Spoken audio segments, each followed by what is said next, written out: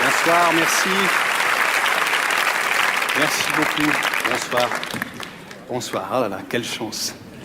Quelle chance pour la science ce soir de se voir ouvrir les portes d'une salle si prestigieuse. Merci. Merci infiniment. Physique quantique, un bilan mitigé. Alors en effet, la conférence de ce soir va tenter de formuler une synthèse définitive de l'héritage que nous a laissé cette bien ambitieuse théorie quantique. A-t-elle réellement réussi à déchiffrer l'infiniment petit? Nous a-t-elle donné les clés de l'énigme atomique? Physique quantique, révolution ou mascarade? Alors, tiens, ils vous ont mis un... Pardon? Pardon, vous avez un truc, vous aussi, vous?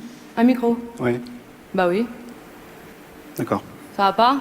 Non, comme c'est plutôt moi qui... Ça fait rien. Vous préférez que je l'enlève? Non, du tout, voilà, c'est tâché simplement de... Voilà. Alors... Physique quantique, un bilan mitigé. Alors, en deux mots, un bref rappel historique. À la fin du XIXe siècle, la nécessité de la théorie quantique naît de l'incapacité admise de la physique dite classique à déchiffrer l'infiniment petit, à l'aide en tout cas des outils conférés par l'étude du macroscopique. Alors c'est alors effectivement que l'observation de l'infiniment petit confirme son imperméabilité, notamment effectivement aux théories de l'électromagnétique, effectivement les modèles de Maxwell, etc. Et c'est alors que Planck, pour la première fois, émet l'hypothèse de la discontinuité des échanges d'énergie, d'émission et d'absorption et de leur caractère proportionnel aux fréquences des énergies. Alors, vous avez ici la formulation DE égale NHV, où DE, les échanges d'énergie, d'émission et d'absorption, N, un entier, H, le fameux quantum d'action, on y reviendra, et V, la fréquence de la lumière. Voilà, pardon mille fois de revenir sur des notions un petit peu élémentaires. Ça me semblait quand même intéressant de rappeler quelques notions de base, notamment pour la suite de l'exposé, qui est, vous vous en doutez, nettement plus complexe. Alors... Vous voyez, je me l'étais jamais formulé comme ça. Comment? Enfin, je le savais, si vous voulez. Mais là, de le voir écrit, j'ai l'impression de le comprendre différemment. Ah oui, mais c'est bien ce qui me semblait. Ah bah, vous aussi, ça vous le fait. Oui, c'est bien ce qui me semblait, on n'aurait pas dû vous donner de micro. C'est ça. C'est ça. Vous préférez que je parle pas? Voilà, c'est ça, c'est plus simple, parce que j'ai peur qu'après, ça voilà. Donc, pourquoi la physique moderne a-t-elle toujours échoué dans ses tentatives de description du monde atomique? Eh bien, tout simplement parce que cette science n'est pas armée pour s'attaquer au monde atomique, dans lequel les objets, on est bien d'accord, n'ont pas de limite, comme dans notre monde rationnel, mais se définissent en ondes propagées dans l'espace. Mademoiselle, s'il vous plaît, nous avons donc là un œuf. Un œuf, vous pouvez le constater, de par la densité de sa matière, est limité, il a ses limites, il est contenu dans notre espace. L'œuf, la scène, le pupitre, nous-mêmes. Mademoiselle, s'il vous plaît, venez voir. On improvise. Hein. Moi? Oui, venez voir 2 secondes. Voilà, votre prénom, s'il vous plaît. Pardon? Stéphanie. Stéphanie, excusez-moi.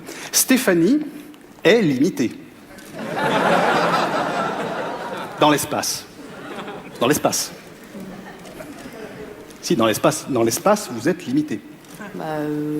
Non, mais si, je vous assure, il n'y a pas de bas. Mais si vous êtes limité, vous ne vous propagez pas. Vous ne vous propagez pas. Vous n'êtes pas sans arrêt en train de... Je vous ai jamais vu, vous, spécialement, vous. Non, vous êtes limité. Voilà. Dans l'espace, hein, attention. Et pas dans l'espace? Pas dans l'espace, non. Honnêtement, il n'y a pas de danger. Là, on est... Retournez à votre place, s'il vous plaît. Merci beaucoup. Merci, Virginie. Stéphanie, je l'ai su. Alors, cette physique, qu'est-ce qu'elle nous décrit? Eh bien, elle nous décrit le monde du rationnel, elle nous décrit notre monde de causes et de conséquences. Alors, j'ai eu pendant très longtemps, c'est vrai, une correspondance assidue avec Hubert Reeves, et c'est vrai que c'est vrai qu'entre scientifiques, eh bien, on se tire la bourre un petit peu, on se teste, on se challenge. C'est vrai, j'ai une vision personnelle de l'espace-temps. C'est vrai. Alors au début, Hubert Reeves a un petit peu résisté, et puis il a fini par admettre, parce que tout le monde sait, c'est-à-dire qu'effectivement, il y a un problème dans les notions quantiques. Il me l'a dit dans une lettre que je vous ai mise là, simplement pour vous montrer, mademoiselle. Ah, mais non, c'est pas celle-là. Pardon? Aïe, aïe, aïe, c'est pas celle-là. Mais vous m'avez dit de scanner la lettre d'Hubert Reeves. Oui, mais c'est pas celle-là. Il y en avait une autre. Ah. Oui, enfin, les autres, elles n'étaient pas tellement plus... Il y en avait une qui était un petit peu mieux aussi, quand même. Un petit peu mieux. Aïe, aïe, aïe, aïe, c'est ma faute. Je me suis mal exprimé, pardon. Vous en avez pas scanné d'autres, de toute façon? Ah bah non. D'accord, bon, bah ça fait rien. On va continuer. Par contre, vous pouvez l'enlever, s'il vous plaît, parce que j'ai pas envie que ça... Voilà. Oui. Donc, un monde de causes, un monde de conséquences. L'œuf, conséquence de la poule, conséquence de l'œuf. Quel binôme célèbre, s'il en est, du monde des causes et des conséquences. Eh bien, envisageons ce soir un troisième élément, le coq, s'il vous plaît. Le coq, à la fois élément capital et secondaire de la relation œuf-poule. Car, secondaire, tout le monde sait pourquoi, primordial, car il faut qu'il féconde l'œuf pour que celui-ci donne naissance à un poussin, etc., et redonner naissance au fil des causes et des conséquences. Et voilà le coq qui représente la question la plus épineuse à laquelle la science a eu à se confronter, une question qui reste encore aujourd'hui sans réponse. Mademoiselle, sur le coq, où se trouve la bite? Alors, on a procédé à un sondage. Donc, sur 100 physiciens interrogés, enfin, il n'y en avait pas 100, il y en avait... 83. 83, voilà. Donc, pour passer de 100 à 83, nous n'utilisons pas, nous, la règle de 3, la règle civile de 3, parce que, bon, voilà, on utilise une règle un petit peu à nous, qui est la règle de 3 puissance 1 fois 1 sur 3 multiplié par 3. Voilà, on obtient des résultats sensiblement équivalents. Hein. Attention, on est sur quelque chose de très ténu, très ténu. Mais même arrivé de voir des résultats identiques. Voilà. Donc, le résultat de ce sondage sur un coq où se trouve la bite, donc, allez-y mademoiselle, 31%, bah, je sais pas, sous les plumes. Alors, un coq étant recouvert à 95% de plumes, la réponse venant d'un scientifique est quand même hautement contestable, vous l'aurez compris. Ensuite, 27% entre les pattes, enfin il me semble. Alors, là, on a affaire à une réponse qu'on appellera anthropomorphique, c'est-à-dire dans le doute, le coq doit être à peu près foutu comme nous, ça doit se balader, on ne sait pas, bon... Voilà, c'est une réponse encore hautement merdique de la part de mes confrères. Ensuite, 19%, les coqs n'ont pas de bite, ils ont un cloaque. Ça, ce sont les ornithologues qui ne manquent jamais une occasion de venir faire les cakes avec un terme savant. Voilà. Ensuite, mademoiselle, s'il vous plaît. Eh ben, c'est tout. C'est tout. Oui, mais alors, c'est là qu'on constate que 31, 27 et 19 ne font pas 100. Donc, nous avons planté la règle de 3. Nous avons planté la règle de 3. Et c'est vous dire à quel point la physique quantique a mystifié la science moderne. Nous ne sommes plus foutus de faire une règle de 3 qui se tienne debout correctement. Voilà, cette conférence touche à sa fin. J'espère qu'elle vous aura servi un petit peu à voir plus clair. Pour ne pas terminer sur une note un peu pessimiste, on va, comme à mon habitude, terminer sur quelques phrases célèbres de nos confrères physiciens qui ont été eux-mêmes très touchés par la théorie quantique. On va commencer par celle de la fameuse phrase de Richard Feynman, s'il vous plaît, mademoiselle. Personne ne comprend vraiment la physique quantique, hein, Richard Feynman. Donc, voilà où on en est, c'est-à-dire que Richard Feynman, fer de lance de la physique quantique dans le monde, personne ne comprend vraiment la physique quantique. Il faut quand même avoir des bollocks pour la sortir sans perdre une dent, celle-là.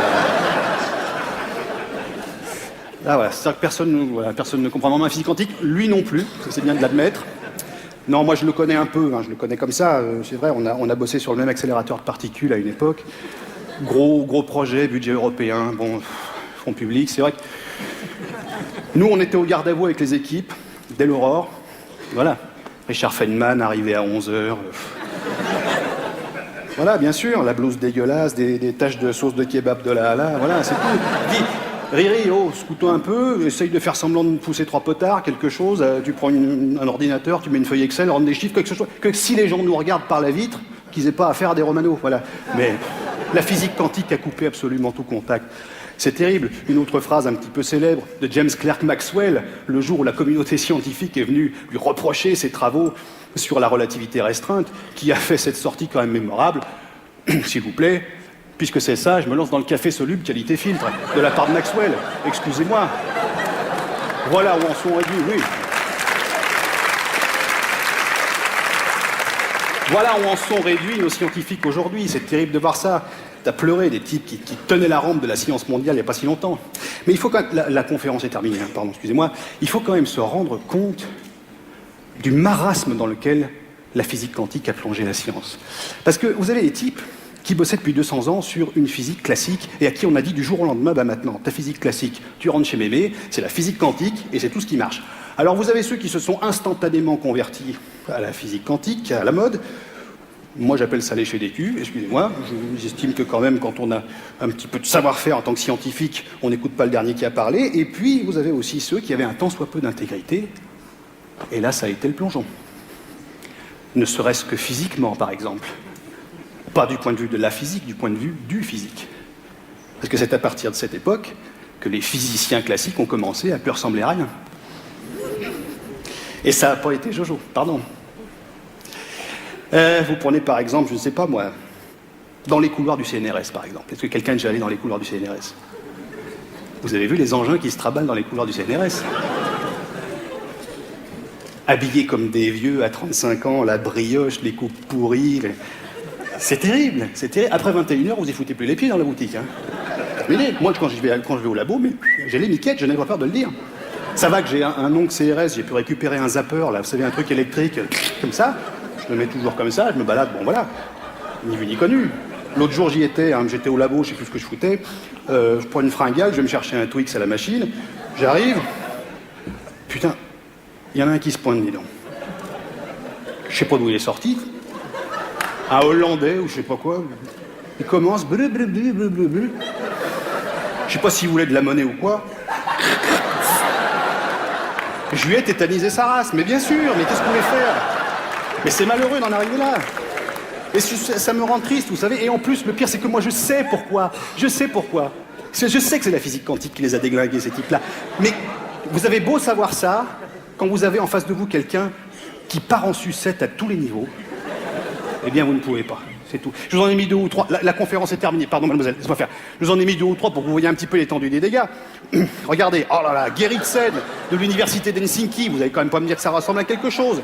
Professeur Lafaro de l'université de Genève, le polo pourri, etc.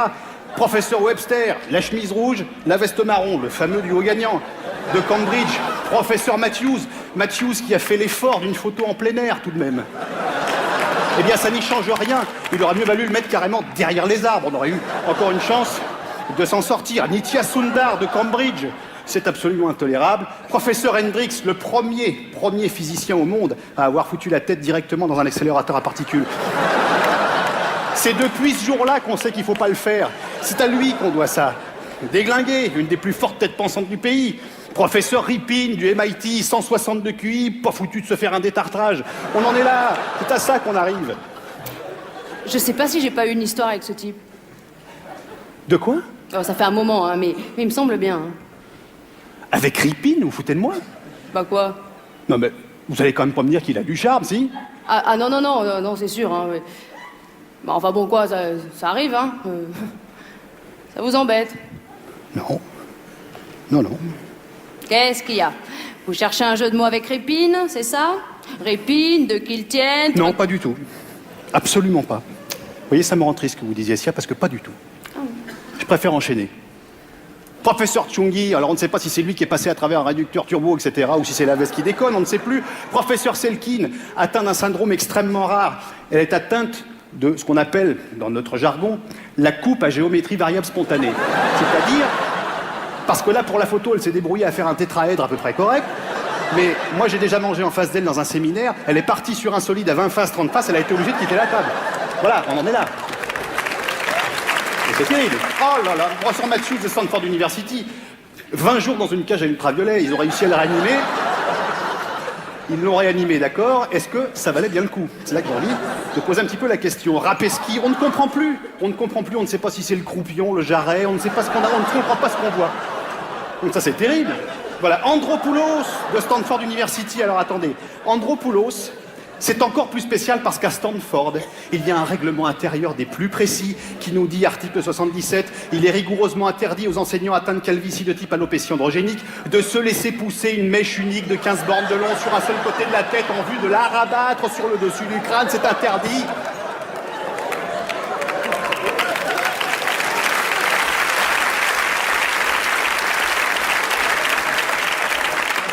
Voilà, j'arrête parce qu'après, j'en ai encore 50, on va arrêter. J'espère que j'ai donné à réfléchir à ceux qui hésitaient encore sur la physique quantique. J'espère que je leur ai donné des éléments de réflexion. J'espère que ceux qui se disaient, peut-être cette année, je ne sais pas, on n'a pas encore le bon appart. Bon, j'espère que je leur ai donné des éléments de réflexion. Et je finirai par répondre à Blaise Pascal, qui disait que le silence éternel des espaces infinis l'effrayait, en lui répondant, bien que c'est exactement l'éternité de l'espace qui a permis la complexité moléculaire dont nous sommes faits. Nous sommes les enfants des silences éternels des espaces infinis. Voilà, Blaise Pascal, ça, c'est pour ton petit cul. Allez, salut les mecs, ciao.